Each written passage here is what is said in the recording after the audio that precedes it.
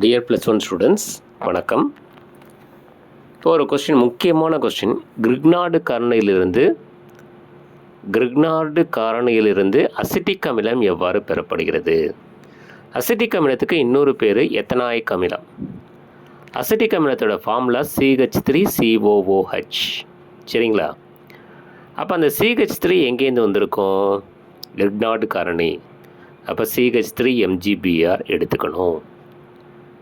அந்த COOHல் அந்த ஹைட்ரஜன் அப்படிங்கிறது ஹைட்ராலிசிஸ் பண்ணும்போது கிடைக்கும். அப்போ ரிமைனிங்காக என்ன இருக்குது? COO, CO2. அப்போ இந்த மெத்தில் மெக்னீஷியம் புரோமைடுங்கிற கிரிக்னார்டு காரணிக்கு CO2 நீங்கள் சேர்த்திங்கன்னா இறுதியாக உங்களுக்கு கார்பாக்சிலிக் அமிலம், அதாவது அந்த அசிட்டிக் அமிலம் கிடைக்கும். அப்போ CH3MgBr, இதில் CH3 minus, Mg plus, plus carbon di oxide, C double bond O. ஏதாவது ஒரு டபுள் பாண்டு ஒரு பாண்டு உடஞ்சி ஆக்சிஜனுக்கு வரும்போது ஆக்சிஜன் மைனஸாகவும் C ப்ளஸ்ஸாகவும் இருக்கும். அப்போ O மைனஸில் எது சேரும்னா MgBrரும், C ப்ளஸில் எது சேரும்னா CH3 சேரும். இப்போ இதை ஹைட்ராலிசிஸ் பண்ணிங்கன்னா பாண்ட் பிரேக்கேஜ் ஓக்கும் எம்ஜிக்கும் நடுவில் நடக்கும்.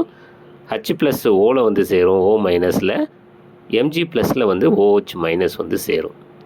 அப்போ உங்களுக்கு இந்த மாதிரி கிடைக்கிது. C டபுள் பாண்டு O, அப்புறம் OH, கீழே CH3. இதுதான் நம்ம CH3COOH அப்படின்னு சொல்கிறோம். அதாவது அசிட்டிக் அமிலம் அல்லது எத்தனாயிக் அமிலம். டியர் ஸ்டூடெண்ட்ஸ், ஒரு முக்கியமான விஷயம் என்னென்னா, ஒரு கிரிக்னார்டு காரணியிலிருந்து அமிலம் எவ்வாறு பெறப்படுகிறதுன்னு கேட்டால் நீங்கள் கார்பன் டை ஆக்சைடு கேஸை யூஸ் பண்ணணும் அந்த கிரிக்னார்டு காரணியோட. சரிங்களா? தேங்க்யூ.